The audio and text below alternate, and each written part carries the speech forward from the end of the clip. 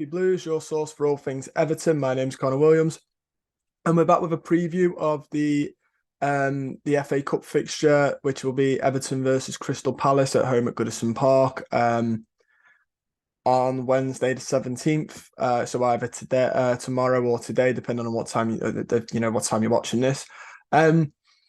So we'll go through the preview. I'll talk my thoughts about the game. Then we'll go into predicted lineup for us, then predicted score at the end, as we always do. Thoughts on the game. I remember coming on. Maybe I did it before. I don't know. I can't remember if I did the preview before, but I definitely did the post match of the first game of this, but before the draw. And I remember saying, like almost if it was like Football Manager, I'd just sim this game. At the time I was like, just sim it. Let's get on with the league. We don't have the players to be messing around with this and the depth. Since then, we've been hit with another breach, which could ensue a points deduction. So my thoughts haven't really changed. It would be nice to challenge for a cup, and it would be nice for me to sit here and go, we should try and win all our games. But the squad's thin on the ground. McNeil is back, which is good to see from the first leg, and Dominic Calvert-Lewin's red card was taken away, which is great to see as well. But I mean, they were two potential injury/suspensions. We don't need that again. It's just a little bit for me. I hate to say it, but like because of the depth of the squad, this game, it's almost like a bit of a hindrance for us. We're potentially facing another points deduction, which isn't brilliant either. Puts the pressure on us more. We're gonna need all we can firing in the league. So due to external factors like that, I honestly don't want to say couldn't care, because I do care, because I don't want anyone to get injured, suspended, etc. Honestly, if I could, I'd just throw the towel in, which is really defeatist, I know, but I just don't think this game is a very big priority, which I think will affect my thoughts in the lineup later on. In terms of playing Palace at home, though, we've got a great chance. We've got a great chance at home. In the last game, we played Villa. I thought we played really well defensively. I think if we can do that again, we will be. We can give it to Palace. We give it to them at theirs. I thought we played really well in the first game against them in the FA Cup, and I think somehow weirdly after the red card, we were actually on top. I think that the first half was really dull. I think that like controversy gave it a spark that sort of boosted our players, and we went on to perform like we have seen before. Um it was a nice sign after the Wolves game in the league, which I thought was a very disappointing game, and just I don't think anyone played very well. So yeah, like I said, we move into this game, and I think we could give Palace, sorry, a good game.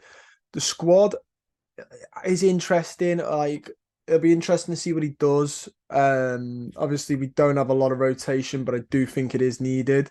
Um, so it'll be interesting. Obviously in the first game he played Virginia. I would argue give it Virginia again. I'll go through what I think, and then I'll separate if I think Deitch will go differently. I think play Virginia again. I think he had an all right game. I don't think there's any reason to drop him off it. Not the pick for, goalkeepers are probably the least needed for rest in the team. But it's nice to have a cup keeper, so let Virginia have that. This is a fella who doesn't get a lot of game time, hasn't even been a cup keeper for the last couple of years, really. Let him have that. Like I said, this game's not exactly, if we lose this, our priority is the league. So let's try and give some players a run out that, don't normally get it. They're probably, a little bit more deserving of it. Not more deserving, sorry. Pickford's a great keeper. I mean, should probably deserve to get more game time than they could in an ideal world. If we had the squad depth, I think we'd see a couple more players play more frequently, and a better quality in the depth, is what I meant. But Pickford's a quality keeper who, if it was any other year, I'd say him. I'd say play the full strength squad, or rotate slightly. But when the risks are this high, I don't. Right back. uh, he played Seamus Coleman in the first Palace game, and he played him against Villa. I think he will play him again, but I would prefer to see Nathan Patterson in here just to give us a bit of rotation. Seamus Coleman is at 35, our best right back at the club. But he is 35, so let's, manage that well. Um, but I think he'll play Seamus Coleman, but I think he should play Patterson. The two centre backs is going to be tough. Tarkowski and Branthwaite have been our centre backs for ages now. He doesn't tend to change the centre back partnership. There is Ben Godfrey and Michael Keane on the bench that could come into play.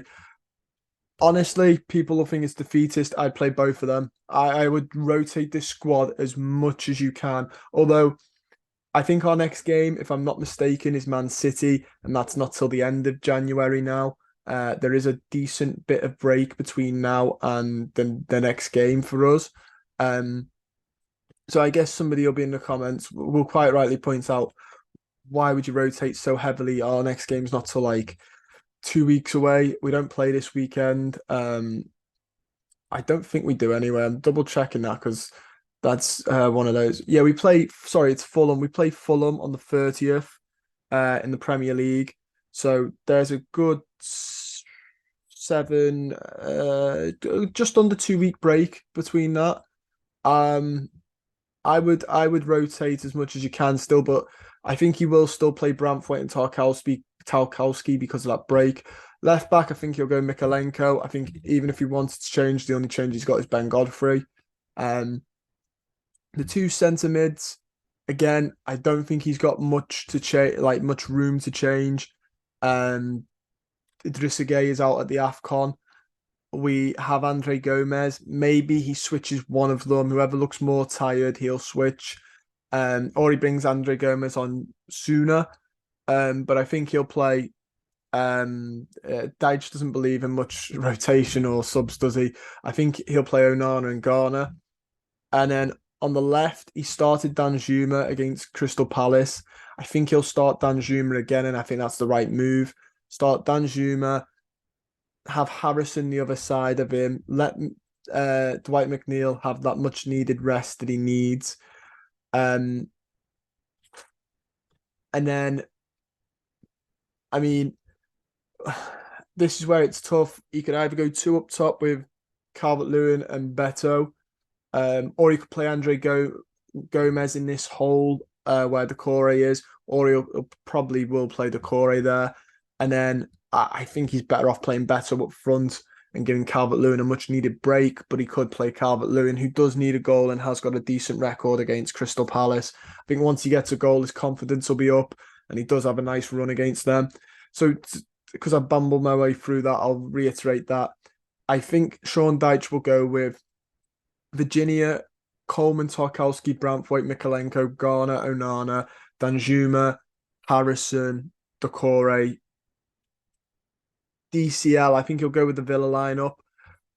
My personal would be Virginia, Patterson, Tarkowski, Branthwaite, Mikalenko, Garner, Onana, Danjuma, Harrison, Andre Gomez, Beto. Just to rest Decore, who's still coming back from an injury. Rest McNeil, rest Seamus Coleman, who's 35.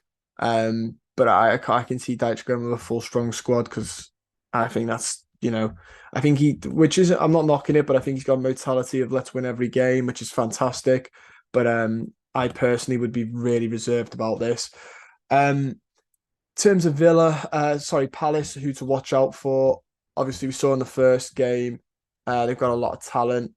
They've got Eze, who's a bit naughty with the diving, so I'd watch out for Eze. But they've also got Elise, Jordan Ayew as well, who picks up goals for them, which is really, really one to watch. I didn't think I'd still be saying Jordan Ayew's, one to be careful of.